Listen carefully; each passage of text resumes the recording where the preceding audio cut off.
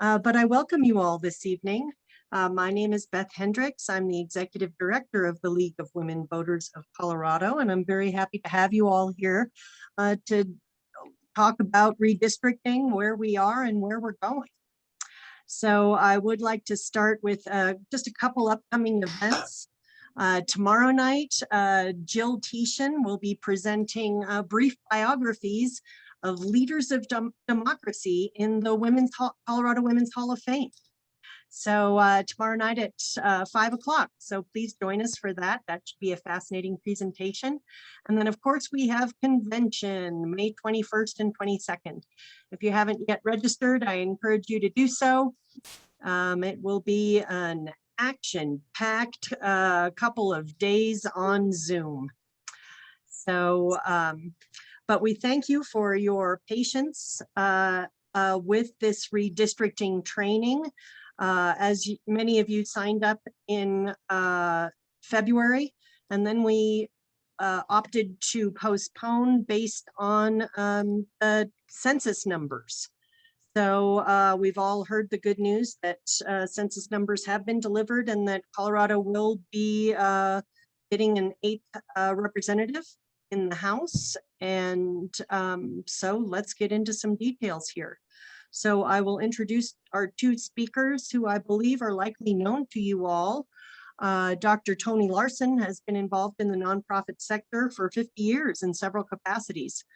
Chief among the organizations are, of course, the League of Women Voters, where she has served on the Colorado and national boards of directors, the Colorado Nonprofit Association, Independent Higher Education of Colorado Academy of Lifelong Learning, and homeowners associations. She has worked on environmental, higher education, international relations, the arts, and fundraising issues as developed through policy. She was an affiliated faculty member at the master's PhD levels at Regis University and the University of Denver, and has received major awards from each place she has worked, including Regis University, the University of Denver, and a Lifetime Achievement Award from the Colorado Nonprofit Association. Toni got her PhD from the University of Denver and continues to serve as the Director of Action and Advocacy for LWVCO and on our board of directors. Dr. Beth Malmskog is an assistant professor of mathematics at Colorado College in Colorado Springs. After earning her PhD at CSU in 2011, she was a visiting professor at Wesleyan University and at CC before becoming an assistant professor at Villanova University. But CC lured her back, and we are proud to have her as a member of the board of directors of LWVCO. Beth is an expert in the math of redistricting, and her research is in arithmetic geometry, number theory, combinatorics, coding theory, and cryptography. I fully admit that I have never heard of combinatorics before this evening. But I welcome both of our speakers and you all, and I'm going to hand it over to Toni now. Thank you kindly. Well, thank you, and good evening, everybody. It's good to have you here. We'll do a little bit of review and move on to some of the things that are happening now. So next slide, thank you. Where we are and where we're going and how we can help with the redistricting process. Okay, next. So we know about apportionment, we know about redistricting, we know the citizens of Colorado voted in 2 independent commissions. Along those lines, we know that the legislature voted 100% to put the commissions on the ballot, and 71% of the electorate voted to support the 2 commissions. We know that drawing the maps will affect the next 10 years of elections, and also lots of other areas, particularly funding. So funding goes to different areas of a state based on the population of the state, from the federal governments, or like transportation and education. The selection of the members of the 2 commissions are in the legislation and the ballot proposals. And we will talk about that a little bit. It's really fun. And there have been a couple of controversies already, so a little gossip doesn't hurt. What the criteria must be for commissions to follow, to draw the maps, and what are the deadlines and what is happening with the deadlines, and who exactly draws the maps. Next. So this just shows you who anybody can serve on the commission except for these people. So the commission is composed of 12 Coloradoans, 4 Democrats, 4 Republicans, and 4 unaffiliated voters. For the congressional group, they cannot have been a candidate for election in the last 5 years. They cannot be paid by a congressional campaign in the last 5 years. And for the legislative group, a candidate for the legislature in the past 5 years, that should be 3, I'm not positive, paid by a legislative campaign in the last 3 years. So they cannot be elected party officials or party employees within the last 3 years. An elected official at the federal, state, county, or municipal level within the last 3 years, a current member of the other independent commission, a registered professional lobbyist within the last 3 years.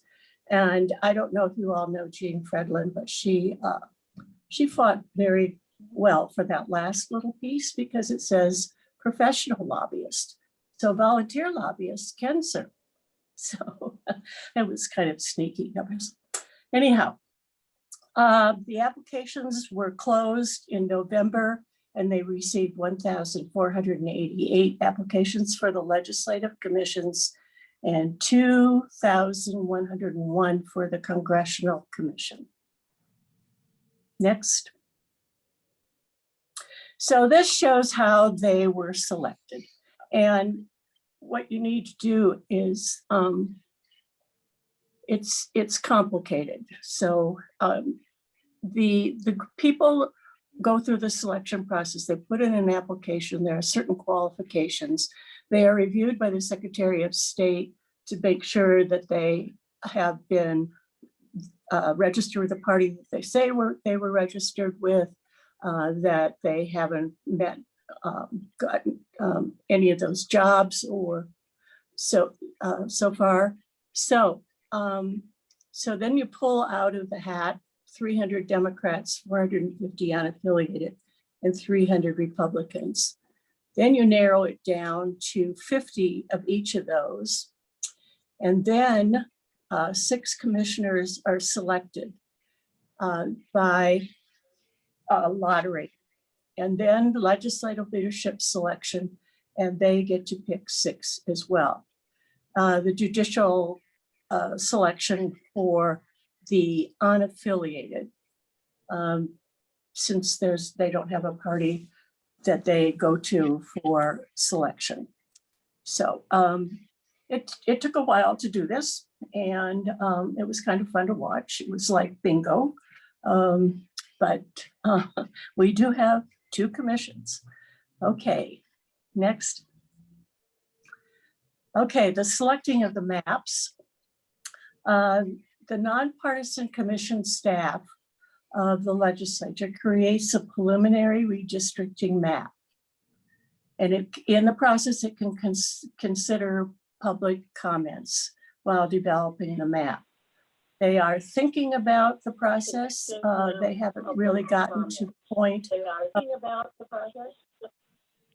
They really haven't gotten to the point yet of drawing maps, although I'm sure that they're trying to figure all that out. Members of the public may also present proposed redistricting maps. So you could draw your own map of Colorado and submit it to the commissions for their consideration. The commission must hold at least 3 public hearings in each current congressional district before approving a redistricting map for a minimum of 21 public hearings throughout the state. So they're trying to make sure that there's adequate public participation. You can also comment in the website that the commissions have. So there must be at least 10 commissioners that appear at each of the hearings. They could be there in person or electronically. And the commission websites will allow a way for Colorado residents to submit maps or written comments. All written comments pertaining to redistricting will be published on the website, so you can see what other people are saying about how the maps should be drawn. So next slide.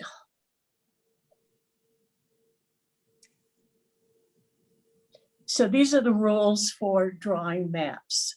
So the first one is population, and that's a given. It comes from the voter rights bill at the federal level. And then the composition has to be contiguous. You can't have a block here and then a block over there. They have to be connected in some way or another. They have to comply with the Federal Voting Rights Act.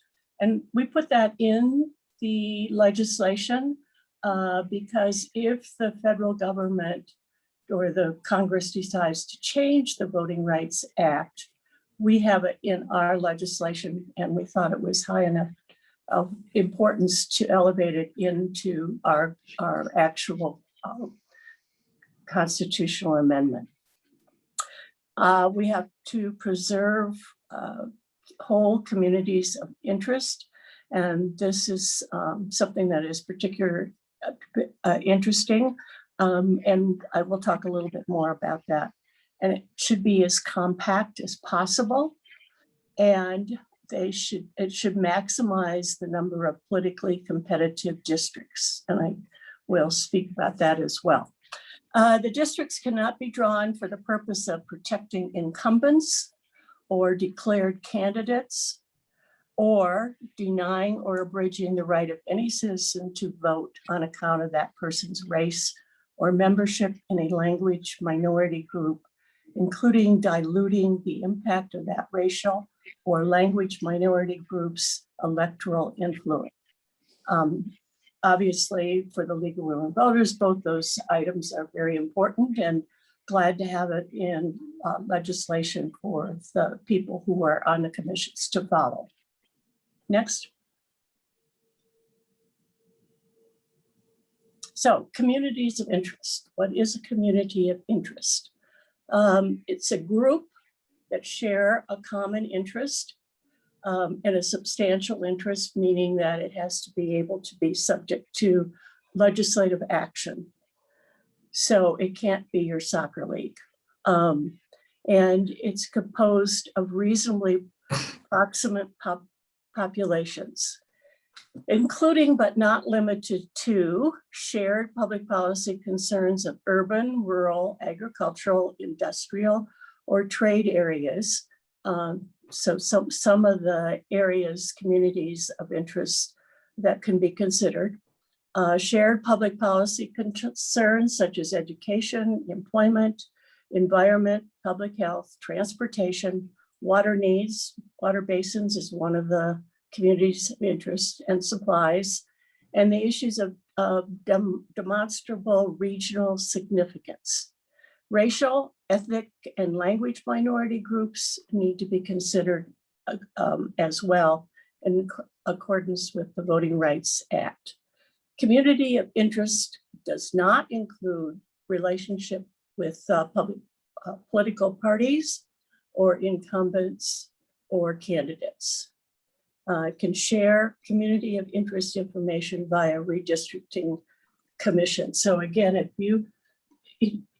the Common Cause is actually suggesting that people get together in their neighborhood or area and try to see if you can come up with your own community of interest. And then you can submit that to the commissions to see if they can address those concerns. Next. So, as I just said, pull together your community of interest, encourage members to participate in the process. You can draw your own maps, and you can submit your communities and priorities through portal on the commission website. Next. So the final maps. After the commission holds hearings on the preliminary map. Now, the preliminary map has been drawn by the staff, and people are beginning to comment on the staff. The staff then prepares additional maps addressing the comments as possible. Obviously, not everybody's comments are going to be taken and put into the maps, but as much as possible, they're going to address the interest of the public. The commission can adopt standards and guidelines for staff to follow when developing staff maps. Any commissioner can request at a public hearing that staff prepare additional maps or amendments to maps. The commission can adopt a final map at any time to the presentation of the first staff map. So there's a lot of this is staff driven. They're the people who are developing the expertise, but so are the commission members. And so they can look at the maps that the staff are preparing and make comments on them, amend them, have discussions about them. When they get to approving a map, the final map needs to go to the Colorado Supreme Court, and they do not offer comment about the map itself. They want to look at it to make sure that the criteria that I mentioned previously, that those criteria have been met. And when they come to a final map, there have to be at least 8 of the 12 commissioners have to vote for the map, and 2 of them have to be the unaffiliated commissioners. That was done primarily because everybody has vested interest, but there was concern about the unaffiliated commissioners maybe being overwhelmed a bit by the political parties. So there's an extra qualification for approving the maps. If the commission fails to submit a final map, a staff map must be submitted without amendments to the Colorado Supreme Court. So again, the staff has quite a bit of influence if the commissioners cannot come to an agreement. Okay, next. Census data timing issues. Yes, I think you've probably all been hearing about this. There have been delays in the dates due to COVID and people's decisions about when the deadline should be and so forth and so on. So instead of having the numbers, the final numbers by December 31st, 2020, we're really beyond that, the final numbers will be September 30th, 2021. And actually maybe a little earlier, we're hoping. So block level data, and we're talking about blocks, city blocks, whatever, is needed to draw accurate maps. And so you can't use some of the other kinds of surveys that are done, like the community survey, that doesn't go down as far as it needs to go to make sure that everybody's counted and that the people are in their right place to be counted. So there's a conflict, obviously, with the Colorado Constitution, and Senate Bill 247 is addressing the dates. There is some provision in the constitutional amendment that says if you have to change some of these dates, that's fine. Well, not fine, but anyhow, you can do it. But the problem is that you're bumping into what's happening with elections, and you have to give the Secretary of State enough time to do the things that she, in this case, needs to do. And so it's not so easy, but 247 is doing the best it can. And the last I knew it was in appropriations, but there's only a small appropriation. So, and further, this has to be done. So we'll have to make provisions for it. So next.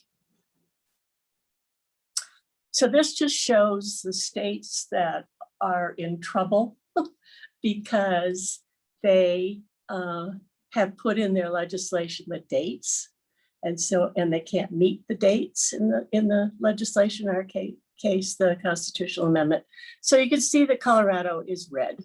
And all the other red states, those are the ones that are in danger. They're marked as severe. So, but we are addressing our issue here in Colorado, and I imagine some of the other states are as well. So next. The commissions right now have been meeting weekly, and they are adopting their bylaws, they're adopting their protocols, they're developing contracts. I think it's the Legislative Commission for sure has decided that they need outside counsel to help them with the drawings of the maps and making determinations. So, and they're learning how to draw maps, and that process had not happened yet. And so one of the things I would say is that if you were to keep track of these two commissions, it would be good to see, to get the training. The training will be online, as I understand it, for how you draw maps. And so there's another thing, even if you don't do, draw your own map, I think it'll be interesting to see how that is all done.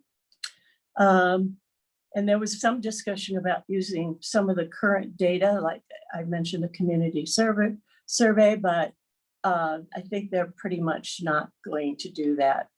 There'll be some usage of that, maybe to practice, but since it doesn't work, doesn't count, it would just be more of a practice procedure.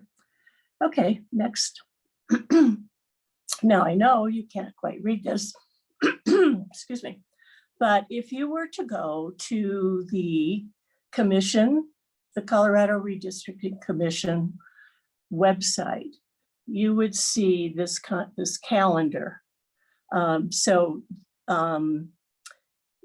don't see the date. Oh yeah, April 27th, yesterday they met at 3 o'clock to talk about communities of interest. That was the Congressional Redistricting Commission, and the second one is congressional. The third one is legislative. The fourth one is also legislative. So it gives you the time and how to get in and the materials and so forth and so on. So it's a good place. It's the place to go for the dates and participating in the hearings and all the conversations that are going on. Okay, next. So as I've gone along, I've mentioned some things about how we can be involved. The census date becomes available. The Legislative Council will make a web-based redistricting tool available through the independent commission websites. And there's a group, district.org, that you can go to. At the last slide in this presentation has a variety of resources that you can go to. So some of these things are repeated there. I assume that some of you have heard about the controversy about the gentleman who was the chair of the Legislative Commission. And people were concerned about some of the kinds of things he had been posting on, not the website, but on media, popular media like Facebook and Twitter and those. And there was enough concern among the group, among the people on the group, to actually vote him out of the chairmanship. There's not a lot in the legislation that says what you do with somebody who's been removed either from the commission or from a position like the chairmanship. But they did, and he is still on the commission, and there is another person who is the chair. Okay, next. So we will be sending out a checklist. If you are observing a meeting, it will lead you to look at different items about different things that are happening at the meeting so that we get a good sense if for some reason something's not working well.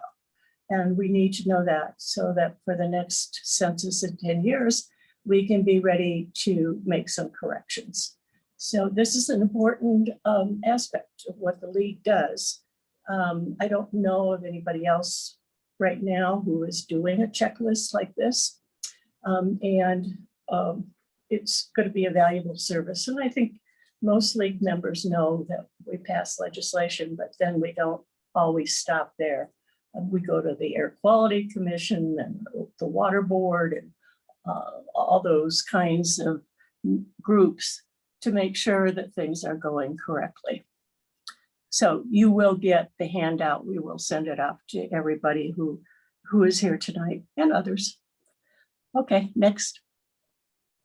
And now it's time for Beth Malmskog. Wonderful. Thank you, Tony. I am really excited to be sharing a few complementary pieces of information to what Tony has already shared with you. As Beth explained, I am a math professor and I specialize, one of my major research projects is in trying to understand fair redistricting from a sort of mathy perspective. So I think a lot about data, and my research group draws a lot of maps. And what I'm going to explain today is a little bit, maybe a few issues to consider when you're looking at maps, and maybe when you're observing the commission and watching their conversation to make sure they're also considering these things. There are a lot more issues beyond what I'll discuss here. Tony talked about communities of interest, of course. Competitiveness is a really important issue, and perhaps as the time goes on, we can have a discussion only about competitiveness at some point. I think that would be a really useful thing to do, to talk about what that's going to mean. But I'll just start you off with a few issues that I think are good to think about when you're working on this. Oops. Okay, so first of all, how does census data play into this, and why is the block level census data that we're looking for really important? So, as you know, each representative in the United States House of Representatives and in the Colorado state legislature, the state Senate or the House, should represent an equal number of people. This is the sort of idea, one person, one vote, that we all have the same amount of power to determine what happens in our country and with the government. So it's a really important basic principle of redistricting and, of course, reapportionment. Okay, so for reapportionment, to pass that is to pass out the seats to the states, which we have just heard some preliminary data for, is very exciting. All we needed to know was the state population for every state and the total US population. Because you just do a little basic arithmetic with division and multiplication, and you can see how many seats should go to each state based only on the state level population. So as we see here, if we have 331 million people in the United States, that has, and we divide that by Colorado's, we divide that by 435. We can then divide Colorado's population by that number. And what that comes out to is this time we're gonna have 8 seats with rounding, which is great. And with that situation, we will have approximately 761, 169 persons per congressional representative. Okay, so I say approximately because the census says, like, okay, if this is how many people we think are in Colorado, we want to have as near as possible exactly that many people. But there are a few things that can make us differentiate from that a little bit, like move off that a little bit. Number one, the census, as we know, is not perfectly accurate. So we can't be any more accurate than the census is in getting in getting the correct number of people for each representative. Second, we know that there are other considerations besides just equal population. So for example, communities of interest and trying to keep counties whole and cities whole.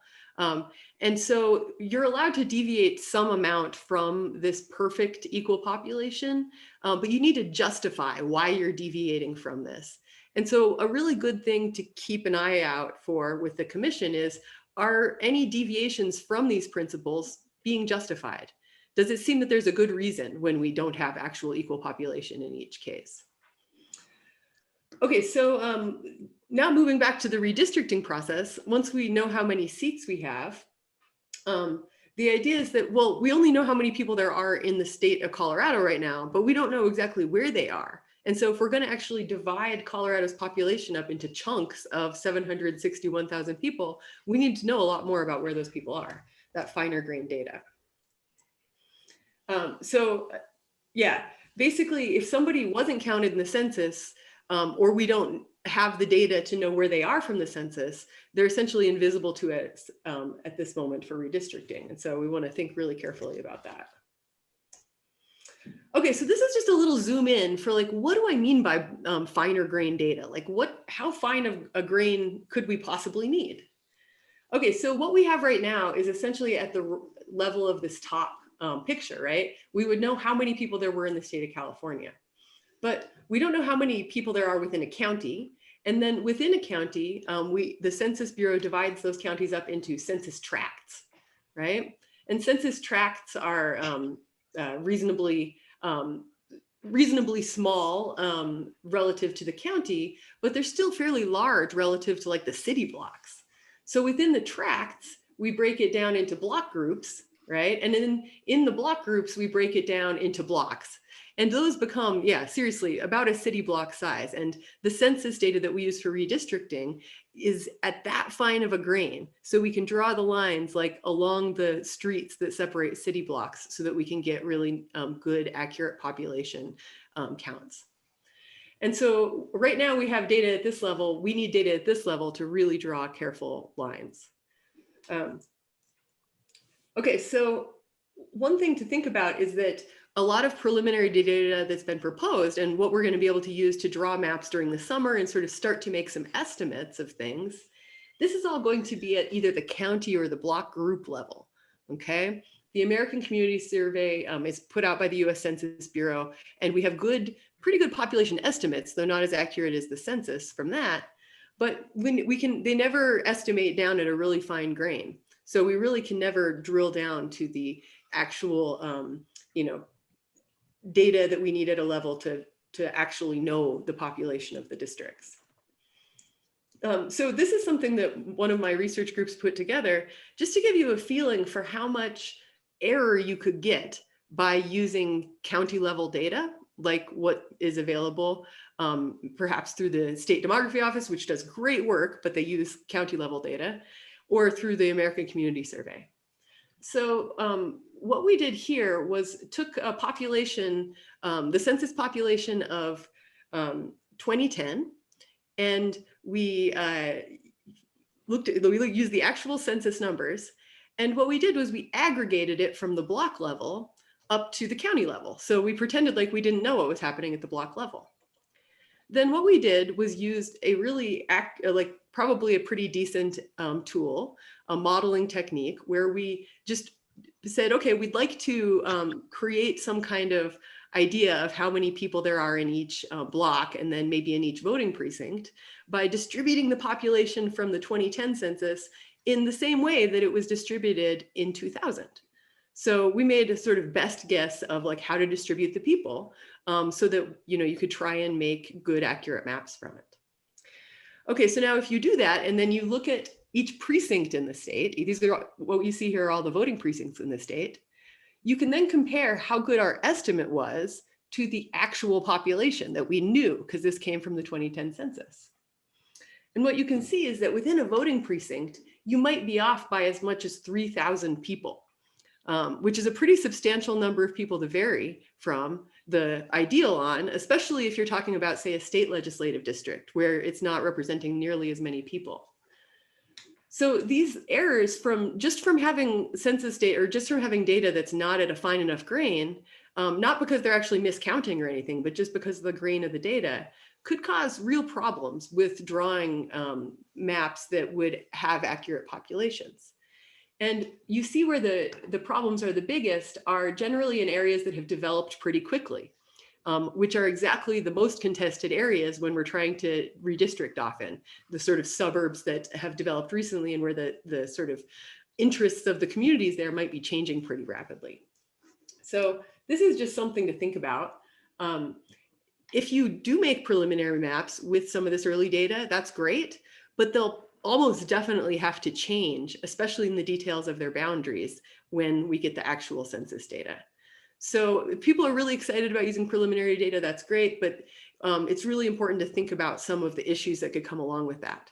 And we might make comments on maps that have certain boundaries, but then we'll find that those boundaries won't actually work for getting equal population in the long run. So I can just take a second right now. Any questions about that? Does everything make sense?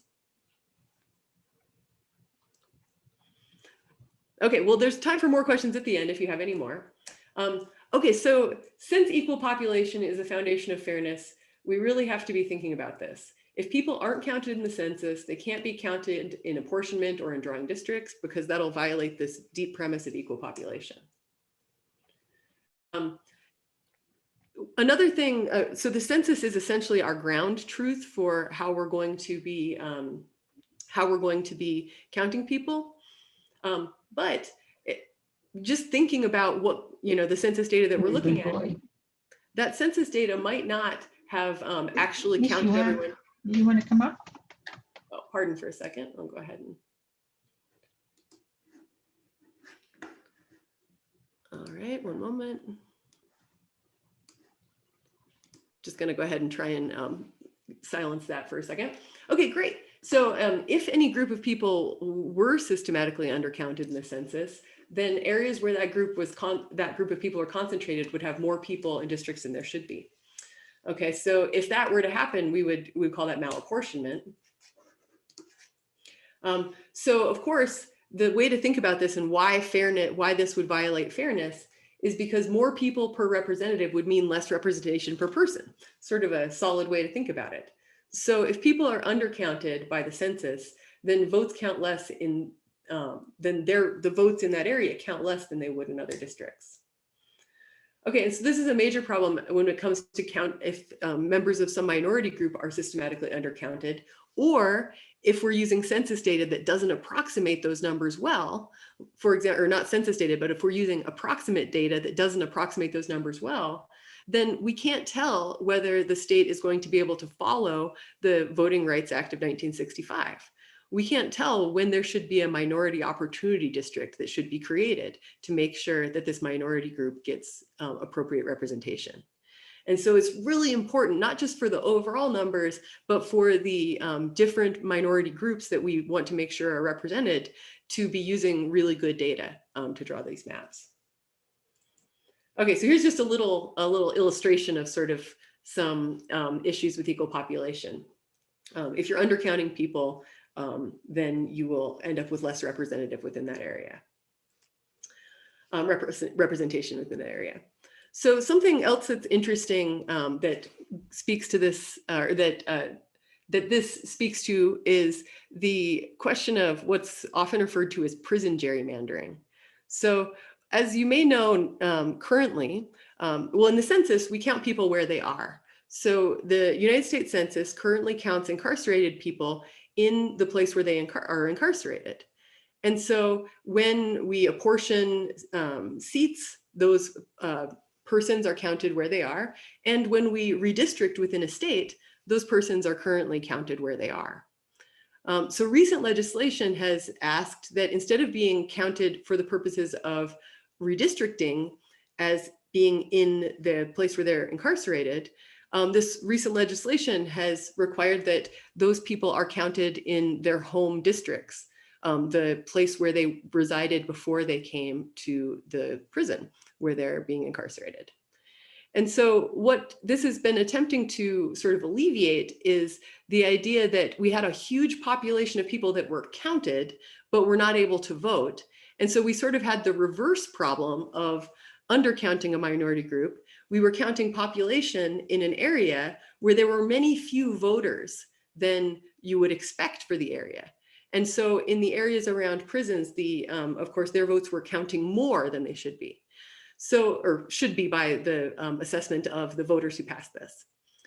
So what a wrinkle that this puts into the Redistricting Commission's work is that they need to get the actual census data, first of all, and then they need to go in and actually move the populations from the prisons in Colorado to their home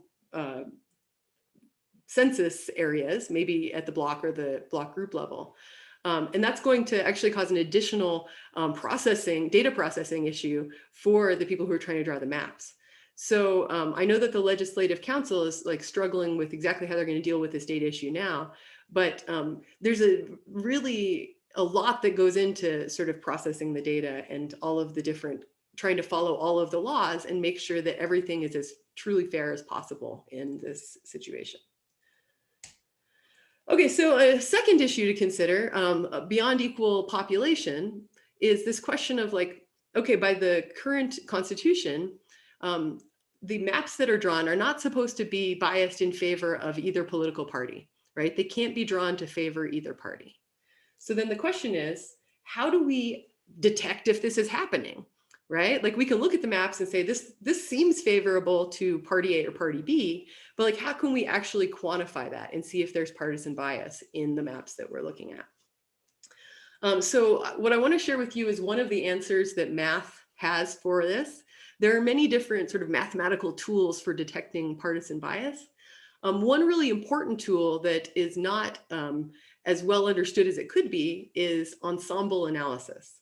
So this is what my group does, one of the things that we do. And it's been an important part of various court cases related to redistricting in the last several years. So for example, this was a big piece of Rucho versus Common Cause. Apparently it wasn't quite convincing enough there, but in the dissent from the Rucho versus Common Cause verdict, you'll read that they did find it the other justices did find it quite convincing. And it also, this kind of discussion has been really important in state court cases that have challenged maps that were considered to be extremely biased for one party or another. So for example, in Pennsylvania and North Carolina, these ensemble analysis mathematical tools were really important in those processes. Okay, so I just want to give you a snapshot so you know what it is, and so that you can ask your commissions, like, are you considering this? Have you looked at this tool to see if we see any bias that we weren't sure about? Okay, so how does it work, right? What is this ensemble analysis and how does it work? I'm just going to give you a toy example. So what I want you to imagine is that there are 100 voters in a state of Colorado that is divided up into little households, okay, 10 by 10 grid that we see here. And let's also pretend like we know exactly how everyone in this state votes. They either vote for the orange or the pink party. Now, of course, in real life, we don't know how individuals vote. We only know vote tallies at the precinct level. And so, in real life, these would be voting precincts and they would be percentages for either party that we would know.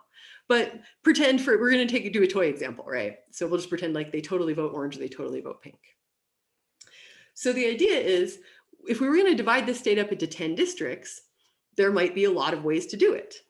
There are 10 districts. We want equal population. So we are going to divide this up into blocks of 10 squares. And that's going to represent having 10 equal population districts.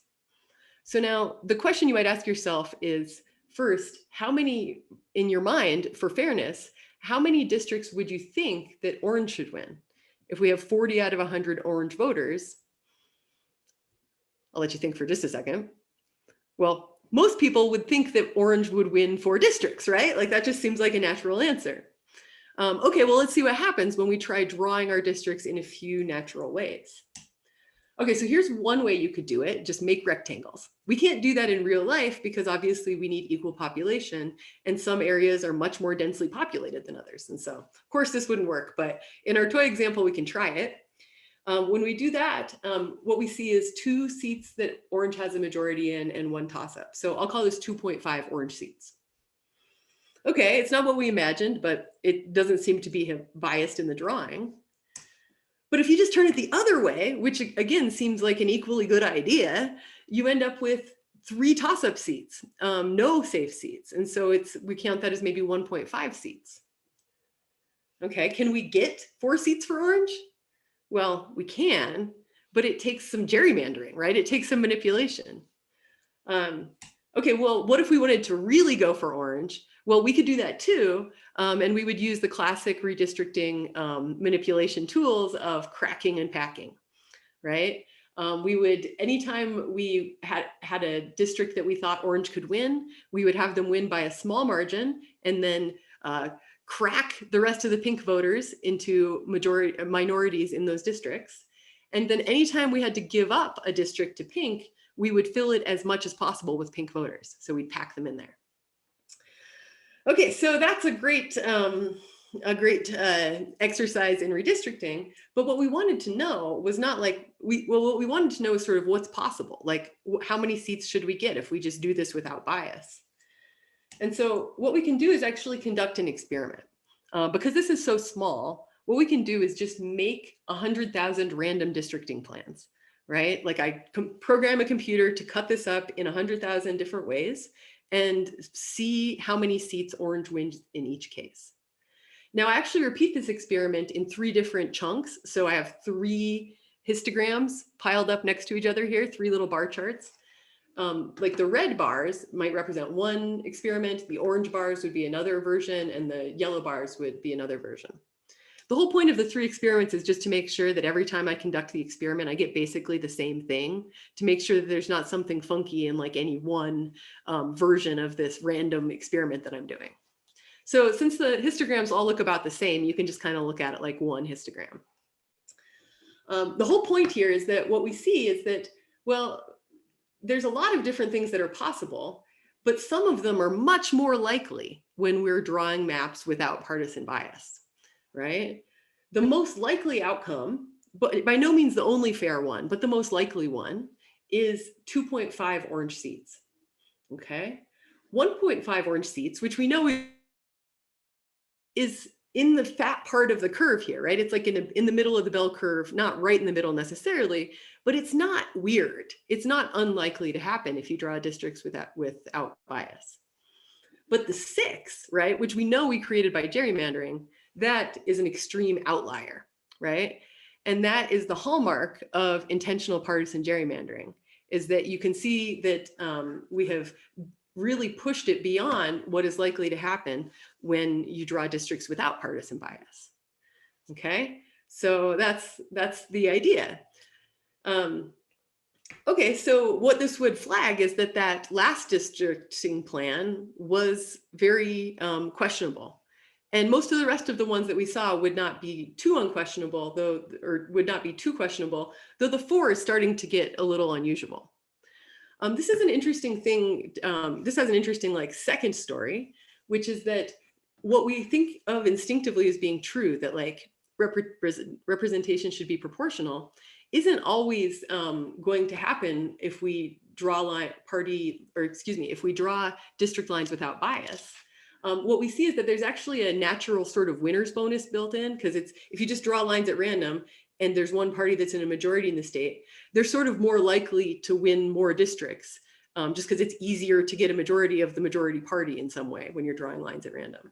So the most common outcome is actually this 2.5, not the proportional outcome. That it doesn't mean that there's, just because you get 2.5 seats and it's not proportional, doesn't mean that the map was drawn with bias. Okay, so that's the big idea. So how does this work in real life? Well, we make a data-rich map that has precinct boundaries And then for each precinct has the population and then real voting data from a real election. And then we basically program a computer to create thousands, millions, billions sometimes of random maps that really try and create viable districts that have equal population. So we can program it to do pretty close to equal population, like the law requires. And we can program it to do a lot of other things at this point. We can actually have it preserve counties as much as we can, and we can have it create pretty compact districts, right? Which is pretty cool. This has been a lot of advance in mathematics that has helped to do this, but we can create pretty good districts. I'm not saying they're the best districts. Like, I think that people should draw districts. And I'm not saying that the ones our computer creates are as good as what people would create with lots of thought, but it would be, but they are valid districts. Okay, so once we do that, we use real voting data and basically do what we did in Orange Pink Land. We figure out who would win in each district. And over millions of samples, we create a histogram for the state and see, like, okay, what's normal for Colorado without partisan bias? And then what you can do after you know what's sort of to be expected is if you compare a real map or a proposed map to this ensemble, then you can identify whether that map is an outlier or not. And you can sort of have a quantifiable way to say, oh, that's partisan bias in action right there. And so this has been really exciting to be able to identify partisan bias in such a clear-cut way in maps in many states. It's also cool because it just lets you know what's normal for a state, right? So you get this idea of the landscape, the political landscape. Okay, so we're going to do this for 2021 when we get the data, and I'll keep everyone posted on that. And we'll share it with the Legislative Council and the commissions so that they know this tool is available to them. We did this with the 2018 voting data to evaluate the 2011 maps. So in case you're curious, I can show you what happens when you do this for Colorado, and are our 7 district maps displaying partisan bias as we see them now. Well, here's a map. Here's the data-rich map that we created. These are each of Colorado's voting precincts and how they kind of connect to each other with little lines indicating where they share a boundary. Here's these are kind of random example maps that were generated. These are actually, I'm going to be honest with you, these maps that you see here are not the ones that we used. These were an earlier version that didn't preserve counties as much. So this is like a visual, but the ones that we created actually are better at preserving counties than these. But you can kind of see the variety of things that you might get by looking at these example maps, right? Only the ones that we created have like better county respect.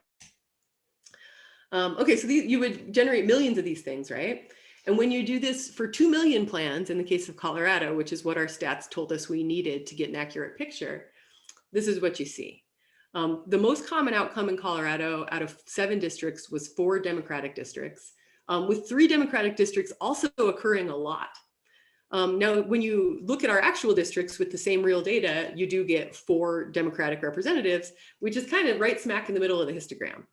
So what we're seeing for Colorado is really that the congressional districts don't display any evidence of partisan bias using this technique.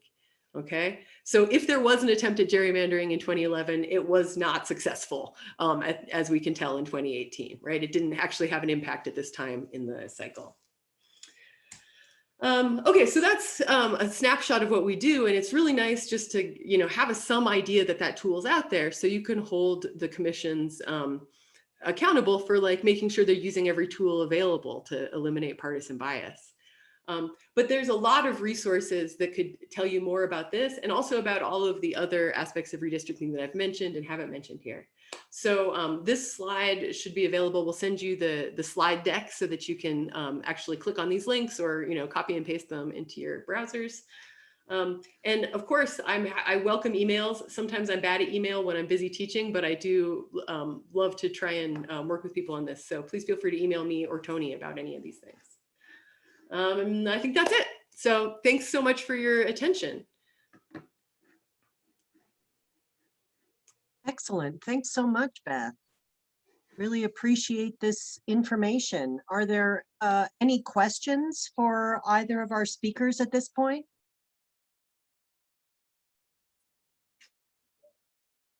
If so, please unmute yourself and go ahead and ask. Beth, this is Maud. Did you join districts with 2011 voting or 2010 voting? That's a great question. So it's really, this analysis takes a lot of data, and Colorado has extraordinarily good data for many things. Like we have great voting data from the last 20 years, but we have a problem with the precinct boundaries. Colorado as a state hasn't preserved the old maps of precinct boundaries.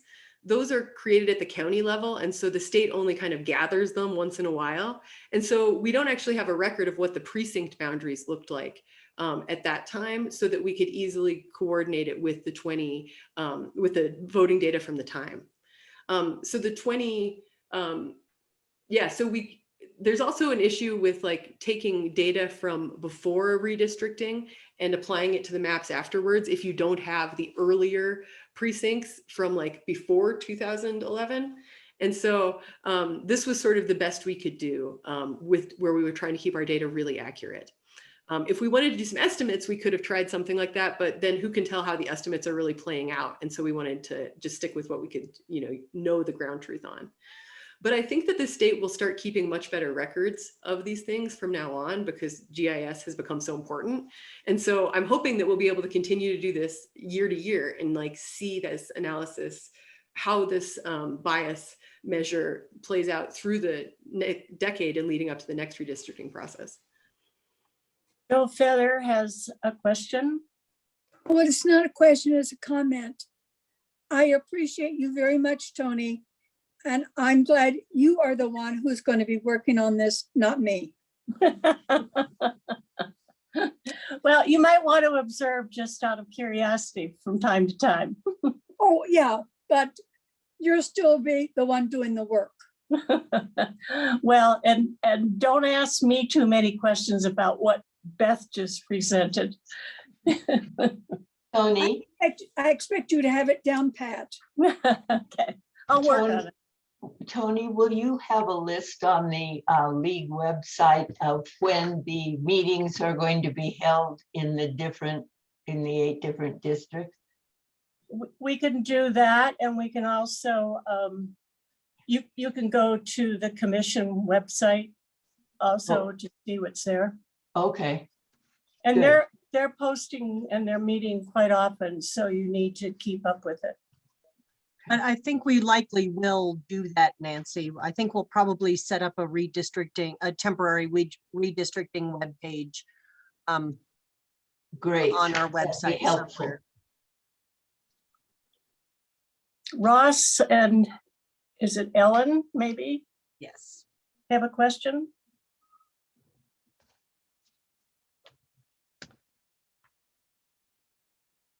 Oh, I think you're muted You're still. One second. Yeah, you're still muted. Sorry about that. I should know better. So you said you were recording this, as you are. Will the recording be available on the Colorado website for people who weren't able to watch tonight? Yes, we will post it on our YouTube channel Oh, good. with a link on our website. And we will be showing this recording tomorrow at 1 p.m.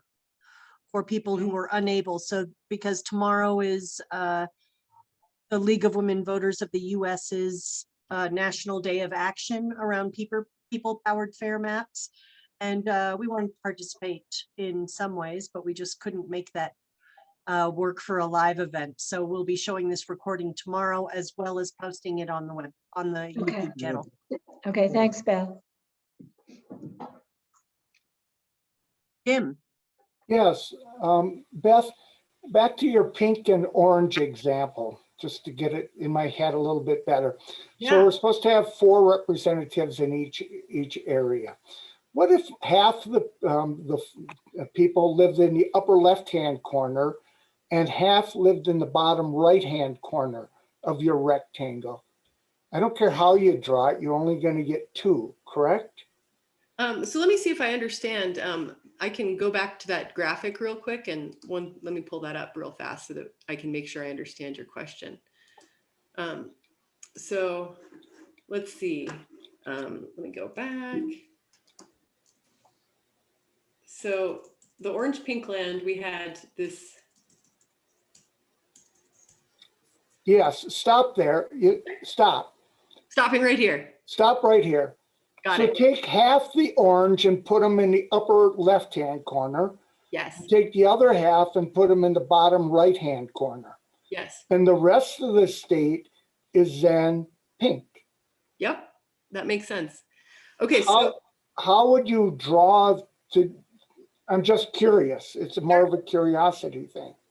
for sure. Yeah. So I see what you're saying. And what you're getting at, I think, is really important. Given a state, we don't necessarily have control. We definitely don't have control over how people vote and where those voters live, right? And so the geographic distribution of those voters and where the people who vote for each party are more concentrated makes a big difference in like what kinds of outcomes you can get. So in your example, if we put all of we divided the orange into two groups, and that would be two groups of 20, and we Yes. shoved them down into the corners. Well, in that setting, we could actually just draw districts within the orange, and we would get two districts in one corner for the orange, and we could get two districts in the other corner for the orange, because Okay. we're looking to put 10 in each. And in some ways, that would be a very interesting outcome, because we would have 4 totally orange districts and 6 totally pink districts. And that would be very non-competitive, but people would be very happy perhaps with the representation. Okay. So that's a really interesting situation. Another, like the sort of opposite situation, is what if everybody was spread out totally uniformly, right? So that every box you drew, you had 4 orange and 6 pink. Well, if everybody was spread out really uniformly, then pink would win every district, even Yes. though they only have a slight majority. And so that's another thing that could just happen without bias. In fact, we see that happening in Massachusetts, where there's about 30% of the voters are Republican or vote Republican in some statewide election. But if you, most years, all of the 9 representatives from Massachusetts are Democratic. And the idea is that you end up with the Republicans spread out so much across the state that it's not possible for them to get a winning district. So yeah, this question of when voters are distributed different ways, what is possible is super interesting. So was it Marjorie? Thank you. Yes, Marjorie? Ray? Okay. I have a couple questions. Can you hear me? Yes. Okay, thank you. I'm very interested in the communities of interest. Chaffey County is 20,000 people approximately. We're very rural, we're very tourist oriented. We were put in the 5th congressional district. We have nothing in common with Colorado Springs. The representative doesn't even come to our district. He never has even hardly been here. We were in the 3rd district before, which we felt we are more in line with. So, but we were put in the 5th because our population could nicely fit in there. And it didn't take in our communities of interest. So I'm very, you talked about the population, but what value does the community of interest have versus the population? That we're rural and we're small tourist, and we are not, and they take our water. Colorado Springs takes our water. We have nothing in common with the Front Range. So how do we, as a small 20,000 county, and the last 10 years ago, everybody, the Democrats and Republicans, everybody wanted us to be in the 3rd district. And in the very last resort, they put us in the 5th district. So I'm thinking the community of interest is what we need to focus on, but I don't know that that's the value of that compared to population. The population is a basic criteria, so that you have to start with the population. But I would suggest that if there are other areas around you that have the same problem or identify more with your county than with Colorado Springs, for example, that you should be working together to put some comments together or even draw a district for representation. So that would be one answer. Beth, do you have another answer? Yeah, I think that your answer is great. I maybe would add in that if our count is accurate for the number of people that are going to be in each district, it's possible that El Paso County will be a district on its own in the upcoming redistricting. It's by no means guaranteed, but if they're trying to balance preserving county boundaries and city boundaries, of course, but county boundaries are a big one, with equal population and with communities of interest. And so if the population of El Paso County has grown as much as some people expect it to, it would be hopeful that they would release Chaffee County from the gravitational pull and be able to have Chaffee County to respect that community of interest, especially if they get enough comments. So I think it would be really encouraging. I would echo Toni on really encouraging you to make some comments, get together with other people, and sort of organize to put comments on the redistricting commission website. It's a really easy portal to use. And I'm sorry, Beth. Oh, go ahead. I think another answer would be too that we didn't have the criteria of community of interest in the last drawing of the maps, and it was a much more. It's always going to be a political process, but it was a much more political process last time around because it was connected to the legislature.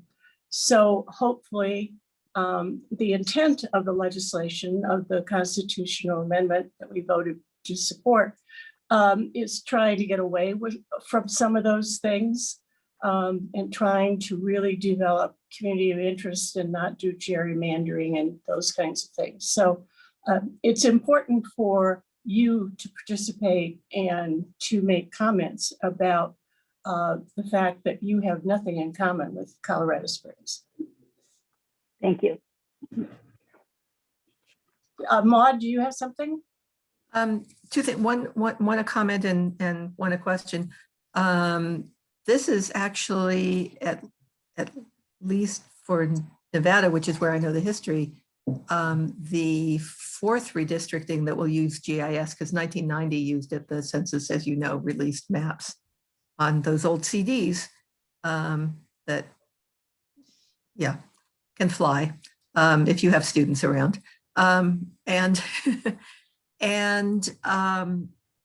The other is, I assume there is nothing we can do about census undercount.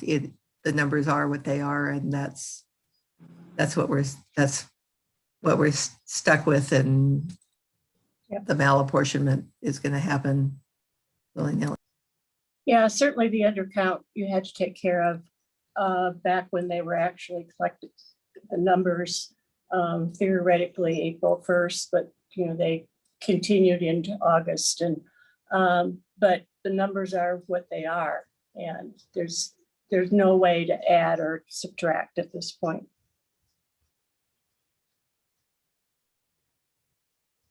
Anything else? Thanks so much for your information about Nevada. I'll look into that and see if that's something that my students and I could work on too.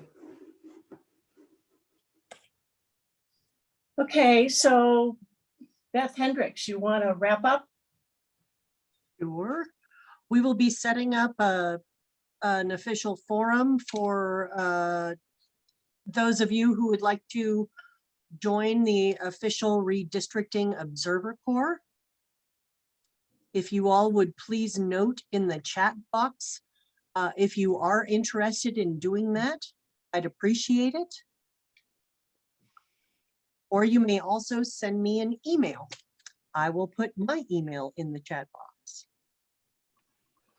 Your name comes through. All you really need to write in chat is, how about the word join?